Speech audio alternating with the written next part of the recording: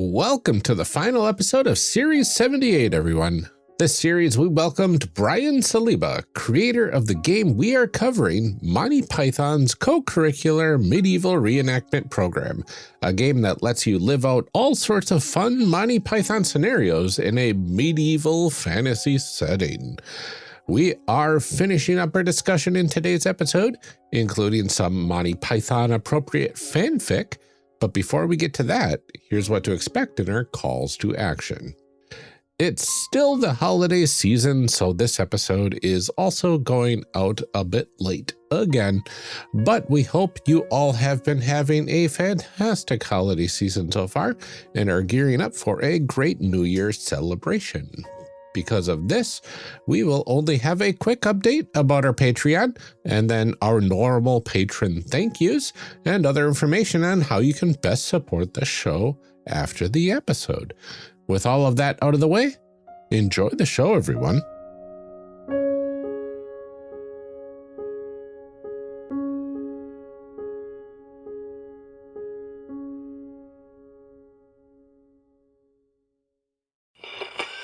And now for something completely different.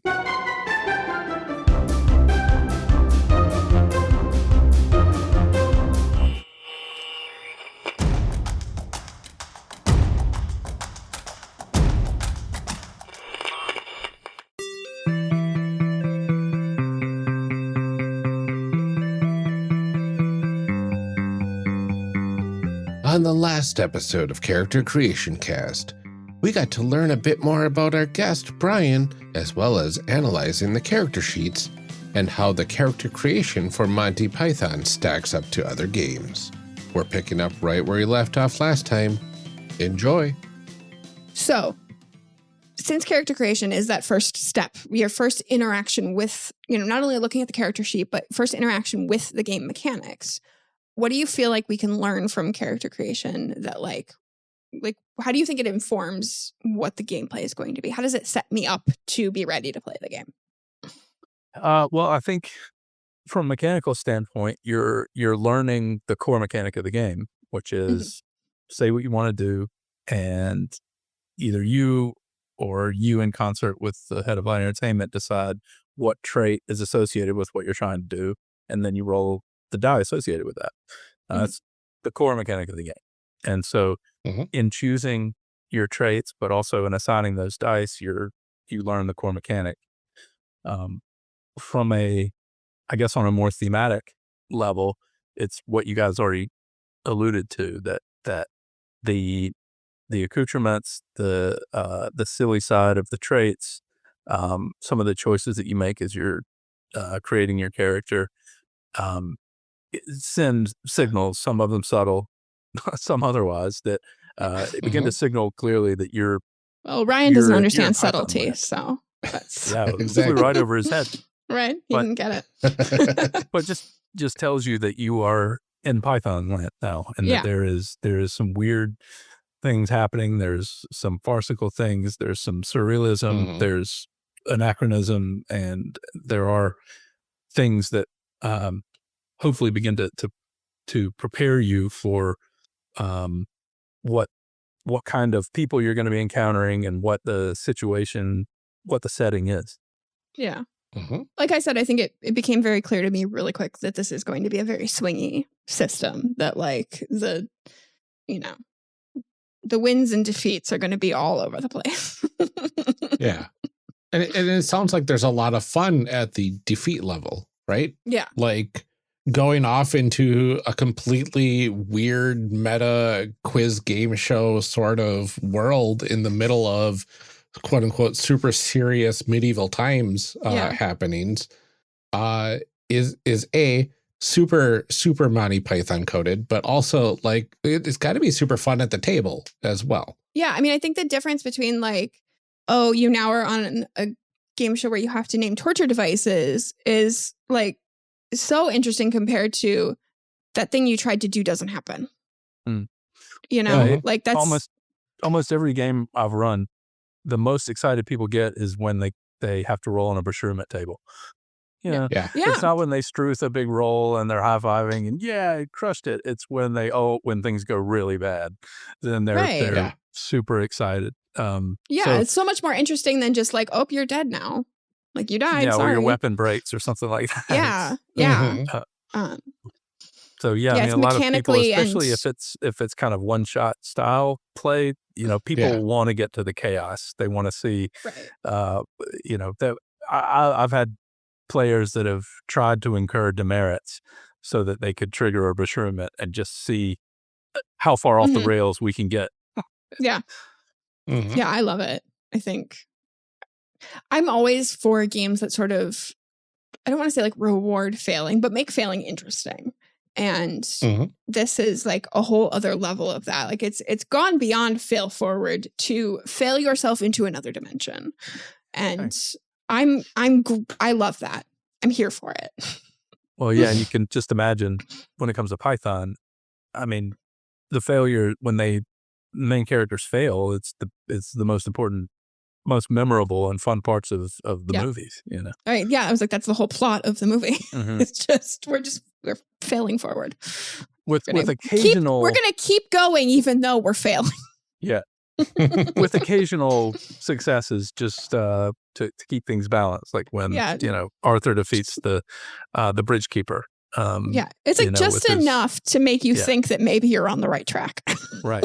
Maybe we are heroes. Okay. You know what? Maybe we are doing this right. Are we the bad guys? No, surely not. One of the things I love to ask developers, especially when they come on the show, is for character creation specifically in this system, what do you think is one of the biggest flaws of the character creation process, and what is your favorite part? When it comes to flaws, I think I guess I would categorize those as things that I just have concerns. Are people going to like this? Because it is a new kind of system. One is limiting equipment. That's one of the things that I've thought. I'm curious to see how people react to when they get it, if they find that to be a huge bummer or if it's okay. Also having 10 different currencies. This is more of a system thing than a character creation thing, I guess. But that's one thing that can very easily come across at first blush is that's just going to be super annoying. Like, what do you mean the shopkeeper only takes Wizzo butter? Like, where do I get Wizzo butter? I have all these acorns and lupins. Why can't I spend those? What's the eggs to plague dead bodies? Yeah, that was my question. What is the exchange rate? Well, we have some guidance on that, and in practice, it's turned out to be it's driven some interesting plot lines. Because I'd like to see the we haggling have to figure there. out. Yeah. I mean, we suggest that there be money changers and settlements, and we have settlement generators in the book, and that's one way to make it easier for players. But if you don't want to make it too easy, then it can become a whole session just trying to figure out how do I change this cheese into naughty pictures. Who can I talk to? Yeah, how good is your argumentation stat? Because I think that maybe would be helpful there. I think then just the kind of the leveling up thing we talk about, the fact that there is no leveling up in the traditional sense, and whether that is going to impact how invested they get in their characters, because that's just such an important part of enjoying the experience, especially if it's not just a one-off, at a con or, hey, we're at a dinner party and we're done with dinner. Y'all want to break this out and have a go for a few hours. We wanted to have enough depth to the game that it could foster longer term campaign type, several sessions, if not years long campaigns, at least not just sort of be written off as a one-off, one-shot kind of gimmick. That right. And one of the keys to that is making sure people get invested in their characters. So I hope that there's enough there without the traditional advancement that people will still get invested, like you have with your Boa, Amelia. Yeah, this is my emotional support, Boa. We haven't played the game yet, and I'm already like heartbroken at the thought And it's also pretty deadly. I mean, it's the kind of game that be ready to roll up another one. And yeah, but much like life in medieval times. Yeah. Not long. Mm-hmm. And even Python, I mean, death Right. comes cheap, or going loony comes cheap. It just it can happen fast, and I think it fits the source material to have it be that way, and but I know that for some players that can be really off-putting. Again, people that really get invested in their character, and they giant foot comes down and squish, that's it. Roll up another character or promote your retainer or whatever. Yeah. So those are things about, I guess, character creation in the system that I guess are against a lot of trends in gaming and what a lot of people enjoy, and to some extent, if you're making a Python game, you have to subvert things. Yeah. So Yeah. hopefully people will enjoy a break from some of the more prevalent trends in the space.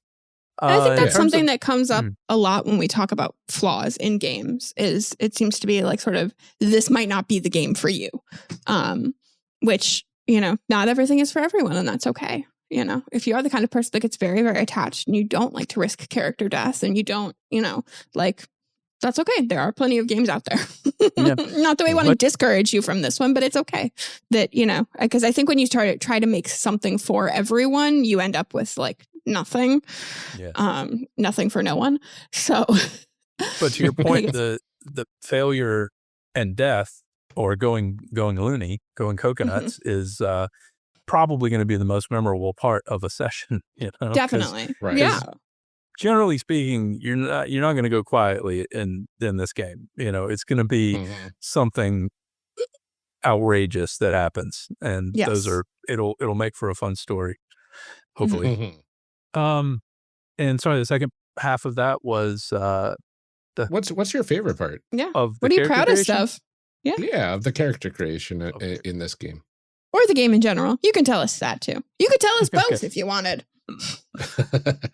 In terms of character creation, I think what the aspect of it that you guys already went into, which is that in creating the character, it already feels Python. I'm not creating a character that feels like it could be sort of in any medieval role-playing game, and then now I enter Python world with it. It's the very act of creating the character already gets one foot in that weird door.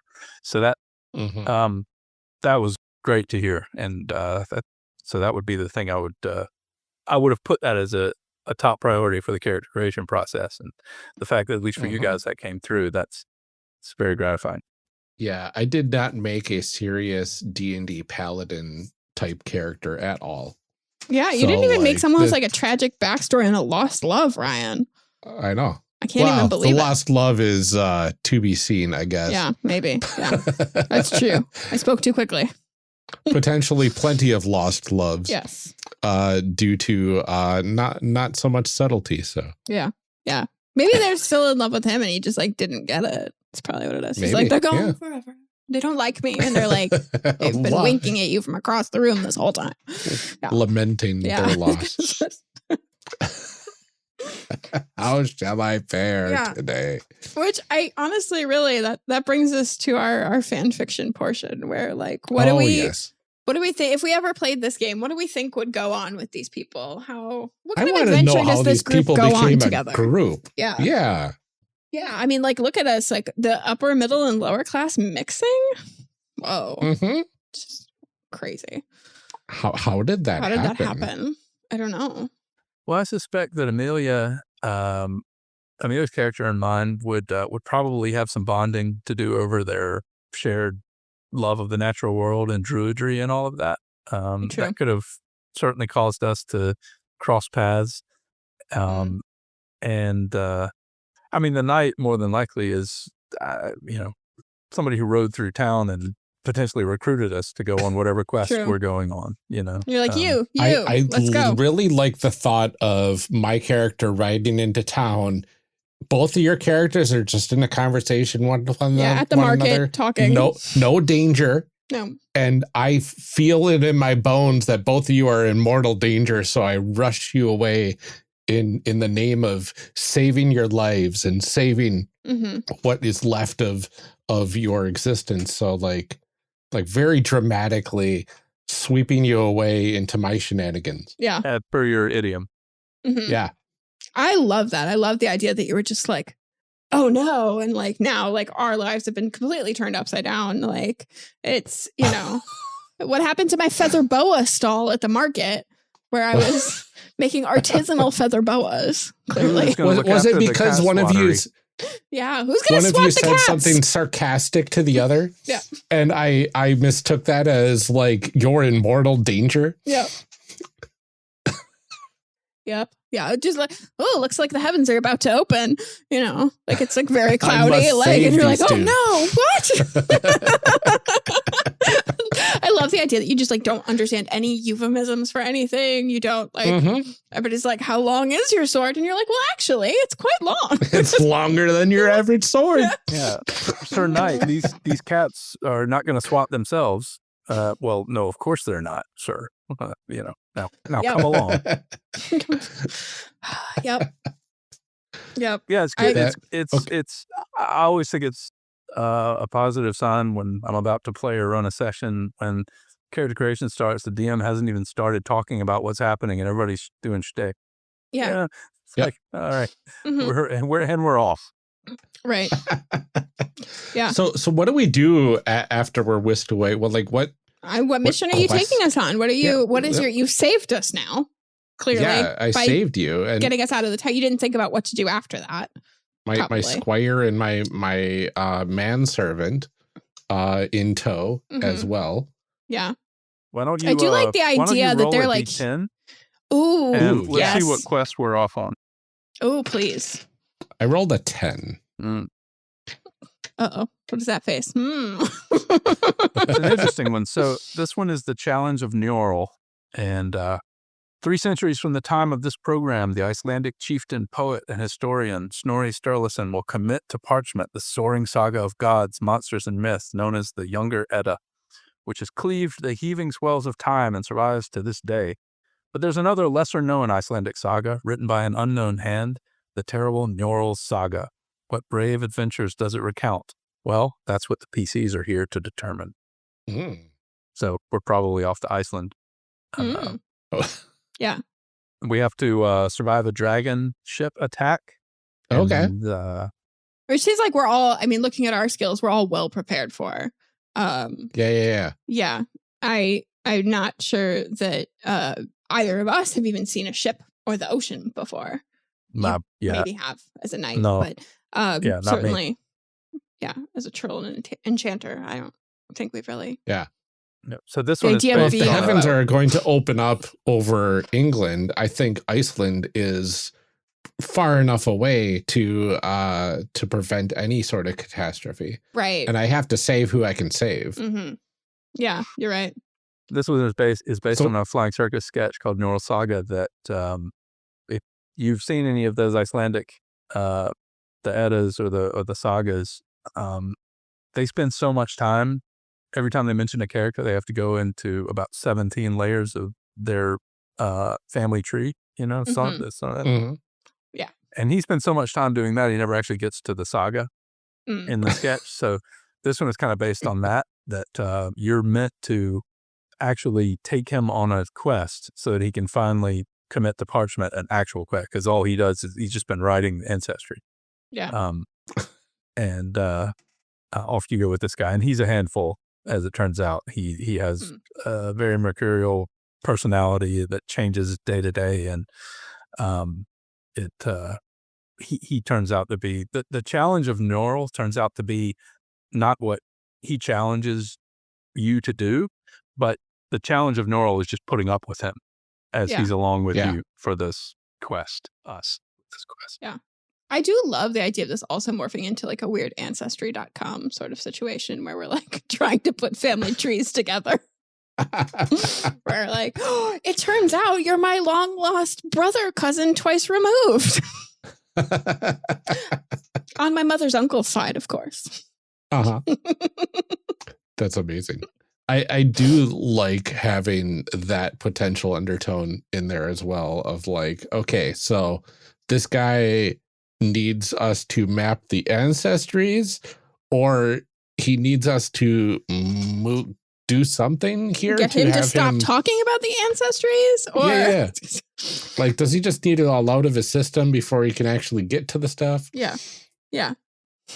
Well, maybe we just put him in a cabinet so he can get his cabin so he can get his work done, and then we'll come back in 10 years and he'll finally be ready to do the actual quest. Yeah. So we take passage on a ship. That several days into this Neurals challenge, you're going to want to put him in a cabinet permanently. Yeah. I think maybe the quest is to just get rid of all distractions so that he has to do what he's supposed to be doing. But then in turn, we also get distracted by all of the things that he is distracted by. Yeah. I do like that there's no like clear direction for us going into this sort of quest though. Yeah, well, this quest is a little bit different because it's kind of less a defined quest and more of a kind of quest add-on. Like you can kind of append Neural Saga to any other quest. It's like the challenge is now you have to take him a questing with you.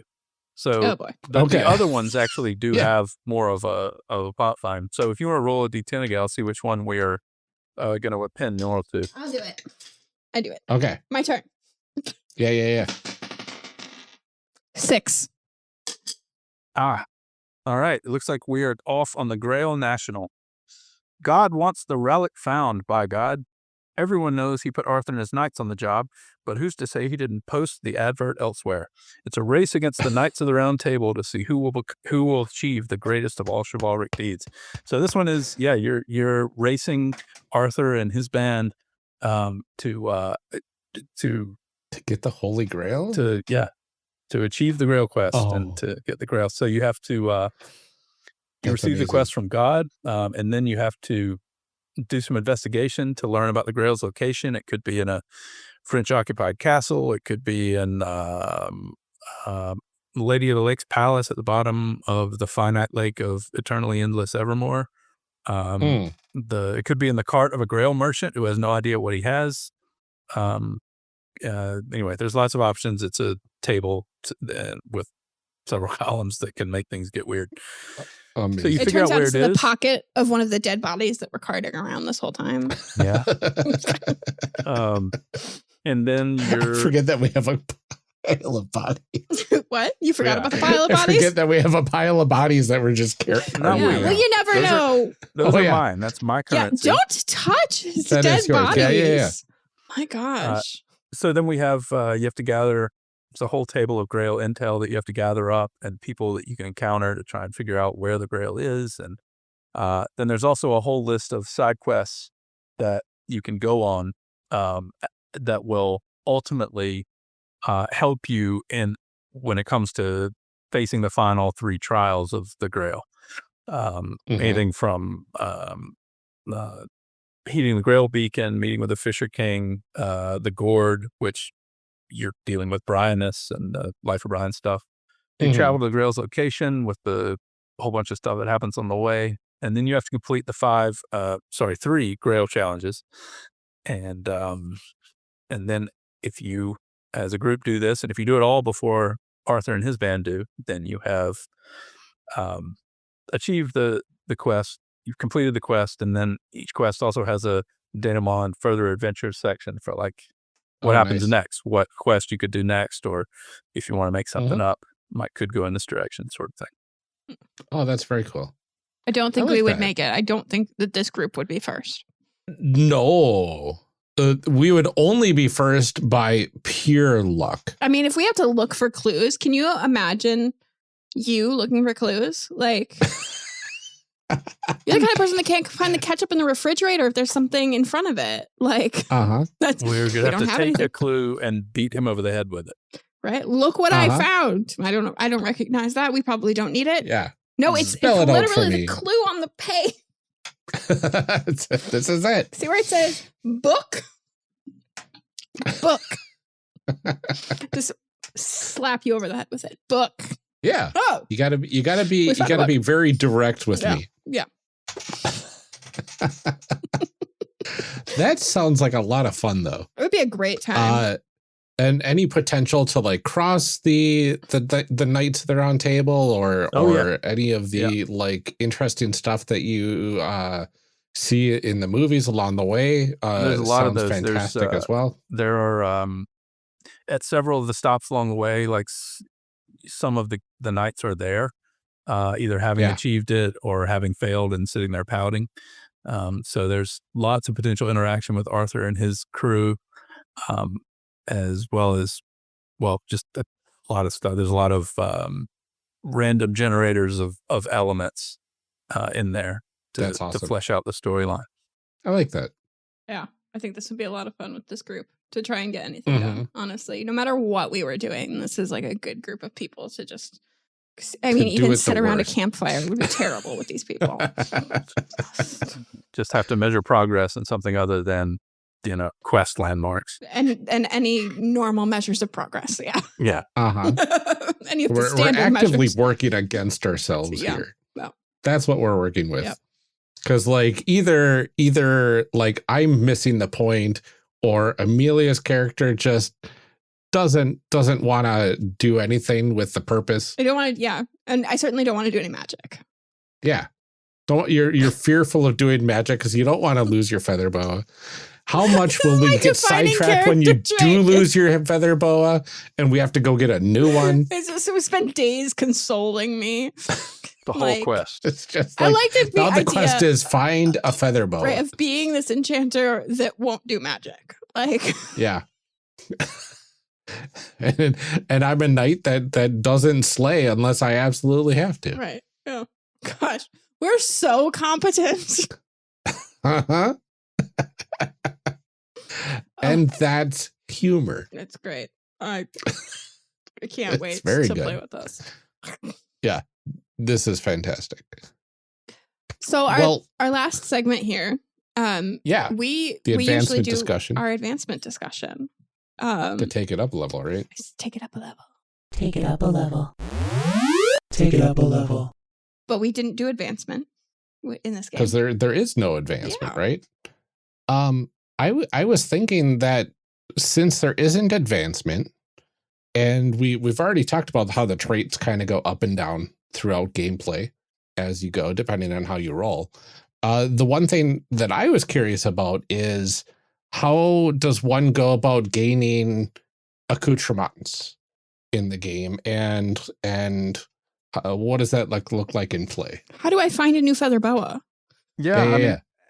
There's visiting shops is a whole can be a large element of the game. I mean, so many of Python sketches involve guy walks into an apothecary or a pet shop or whatever, or a cheese shop. So which feels like a great RPG crossover because so many people's home sessions involve shopping montage. Like that's a big part of people's games. Well, there is the opportunity should the people around the table all be interested in it for that to be a big part of the game, and that there's a whole generator for shops, for shopkeepers, for what's weird about the shop, and what currency they accept, names of shops, and I mean, there's a whole appendix devoted to this. So incredible.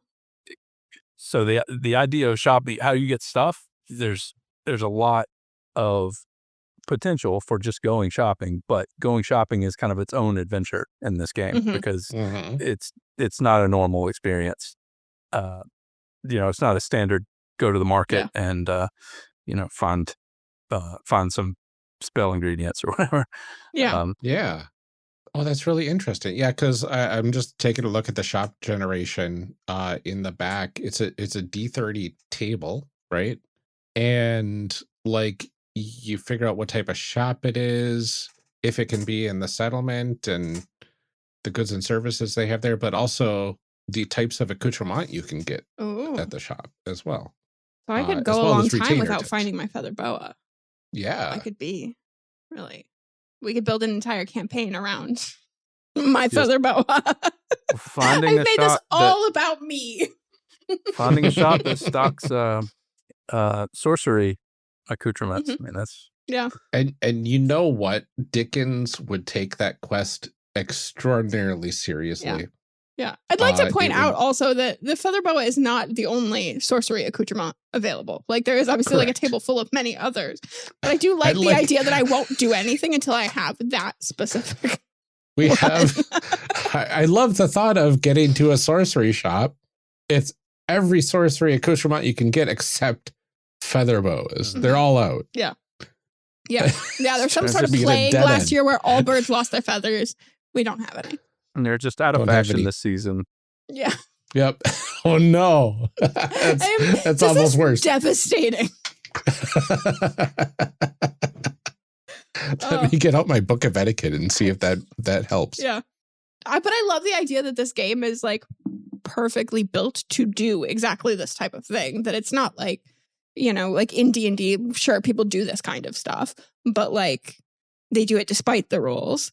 Whereas this is like, the game very much feels like it's, sure, you want your whole thing to be, you can't do magic without a feather boa. You can go. No, I mean, just so there's many rules for shops, there's rules for... I mean, so many of the sketches, especially the ones that Cleese and Chapman wrote together, are just kind of about the infuriating nature of mundane events. Yes. Dealing with people and bureaucracy and things that should be really simple, like going to a pet shop or buying a bit of cheese, turn into a whole farcical disaster. And so I think a lot of, I mean, in the sessions that I've run, that's what ends up happening. I mean, sure, there are fights with monsters and knights and all of that stuff, but the things that people end up, or the parties end up getting hung up on, tend to be, you know, dealing with this one bureaucratic harbor master who they just cannot get around, and the lengths they have to go to get through the bureaucracy and all of that, which is again just really hopefully in keeping with a lot of the source material. Yeah, I mean, I can see us building entire sessions around Ryan's character accidentally farting in front of a bishop, and having to somehow rectify that. And the shame, the shame I would feel. It's true. It's so good. If anything, there is a lot of good tables in this book. Yeah, that just screams Monty Python. Like every single table I'm seeing is just fantastic. Well, the first one in the book is the Table of Tables. I know. That's what we need, Ryan. It's a 20. We did make one. 20 tables. You roll the D20 and you get a different table type. Coffee table, periodic table, billiard table, and so on. Beautiful. And the answers table is fantastic. Is that the yes, no? Yes, no, I should hope not. And then a dissertation on string theory. Yeah. Yeah, a long dissertation on string theory. Yeah. It's just so good. The thoughtful expression selector. Oh, yeah, I like that one too. It's just like a list of like faces. Just so good. Yeah. Yeah, there's a lot of like fun little nuggets in here. There is. Gosh. Yeah, it's fun all around. So good job, Brian, on everything that you've done here. Thank you all so much. I think this is exactly what I would want a Monty Python game to be. Because I will admit that I was like not sure going into this, like, because you know there's also that level of like, you know, when you're in like junior or senior year of high school or whatever, and everybody's just discovered Monty Python, and then they just like quote it at each other, and you're like, please stop. It could have been that. No, I But it get could the have been that. skepticism. Absolutely. I would have, had I heard about this being a thing, I would have been hugely skeptical. Mhm. Um, It's like, and they would role have playing had nerds. to I don't earn it. know. Yeah. Or just because I love the source material so much, I'd Yeah. be like, oh no, they can't screw Mhm. that up. So I get people are Yeah. skeptical or think like that it's kind of a gimmick, you know. It's just Mhm. it's just kind of a fun read it once and giggle and put the book away and that's it. But and if that's how people react to it, if they're just entertained by a read through, okay. But I hope that I hope they'll see that there's at least potential there. There's more depths to it than just that. It's not and that it's not a humor RPG, because I just feel like that's a death knell. You know, if you Yeah. go into an Right. RPG saying let's make it funny, it Mhm. almost never works. Yeah. Yeah. Yeah. No, this is Absolutely. exactly what I would want from a Monty Python game. This is, Mhm. it's perfect. It's great. Yeah. This was so much fun, Brian. Thank you so much for joining us to talk about Monty Python's co-curricular medieval reenactment program. Which was educational, not fun. Amen. Educational, not Thank fun. you all. Thank you for Yes. having me and all the great questions and just, you know, being enthusiastic and really engaging with the content and the whole spirit of the thing. That was great. Mhm.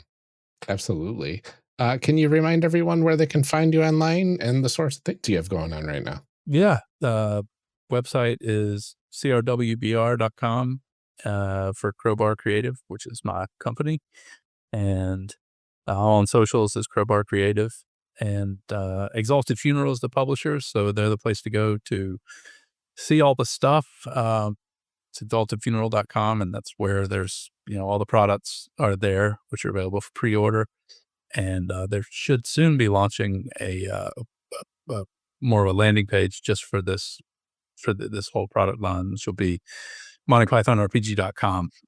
It looks like if you go there now, it just sends you to the backer kit, like it automatically. But the website, you can still type it in and get to your game. So it's the redirects. Redirects. That's the word I was looking for. Redirect. And that will be disabled as soon as the actual landing page is finished, which is as far as I know, very close. So the whole thing will be out in the world in a couple of weeks, and at least from the time of this recording. But it's available for pre-order, and hopefully it will be more stuff, more expansions and things coming down the pike soon. Absolutely. Awesome. Well, thank you again for sitting down with us, and thank you to everyone for tuning in. Call to action. Yeah, like that. I am really glad that we were able to get Brian to talk about this game and the development of the game and all of the stuff about the licensing and all that sort of stuff. But like seeing some of the accoutrements in practice or in the recording. I know we weren't able to show video of that, unfortunately, but it was really cool to see some of the cool stuff that you could get for this game. The Game Master screen alone looks ridiculously fun, and everything around it is very Monty Python encoded, and you can see the passion that Brian and his brother had in creating this game. It's really cool to see. It's really cool to see their dreams come to fruition with this by combining their two most favorite passions together into one thing. So it'll be really cool to see what comes next for Brian and his next projects, because these are the attention to detail and the attention to the craft of creating this game was top notch, and kudos to him and the team for getting to this final product. So very cool series, very fun way to send off 2024, but we do have some final 2024 calls to action, very quick, as much as we can, before we let you go for the year. First up, if you haven't checked out our Patreon or the Discord yet, now is a great time to do so. We have over 19 stickers that we would love to send you at the $10 level, some custom C3 dice, as well as personalized thank you cards at the $5 and up levels, bonus chit chat episodes and more at the $1 and up level, and even bonus outtakes and other periodic information for our free patrons, including a future newsletter if we can ever get around to that again.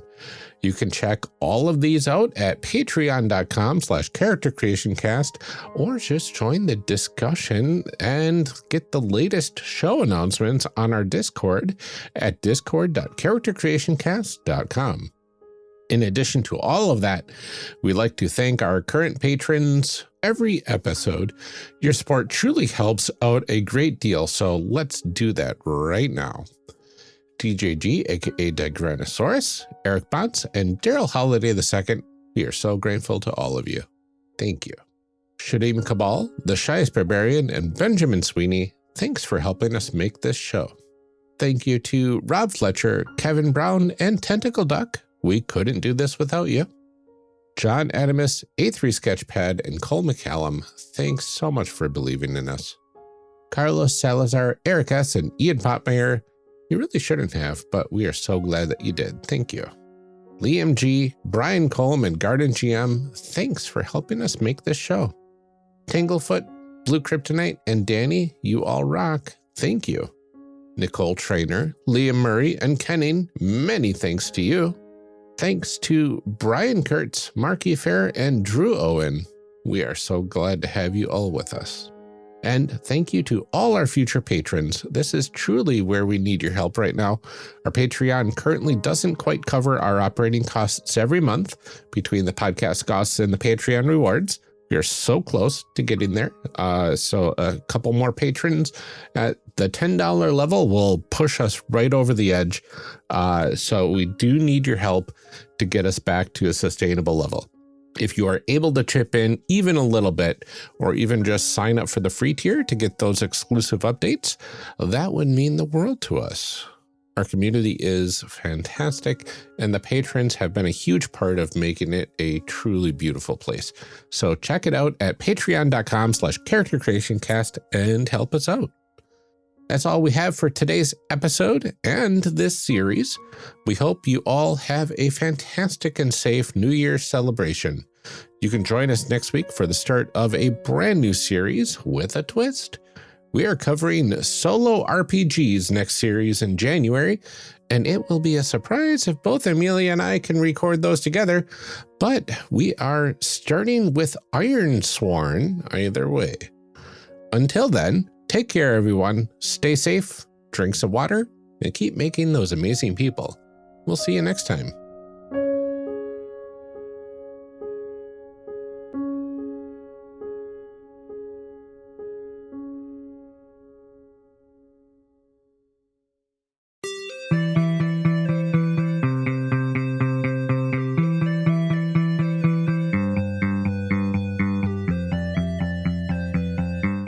Character Creation Cast is a production of the One Shot Podcast Network and can be found online at www.charactercreationcast.com. Head to the website to get more information on our hosts, this show, and even our press kit. Character Creation Cast can also be found on Twitter and Bluesky at CreationCast, or on our Discord server at discord.charactercreationcast.com. I'm one of your hosts, Ryan Boelter, and I can be found on Twitter and Bluesky at Lord Neptune or online at lordneptune.com. Our other host, Amelia Antrim, can be found on Twitter and Bluesky at Ginger Reckoning. Music for this episode is used with a Creative Commons license or with permission from the podcast they originated from. Further information can be found within the show notes. Our main theme music is Hero Remix by Steve Combs and is used with a Creative Commons license. This podcast is owned by us under Creative Commons. This episode was edited by Ryan Boelter. Further information for the game systems used and today's guests can also be found in the show notes. If you'd like to support our show, find us on Patreon. Get access to bonus episodes, exclusive merch, and much more at patreon.com/charactercreationcast. Thanks for joining us. And remember, we find that the best part of any role-playing game is character creation. So go out there and create some amazing people. We'll see you next time.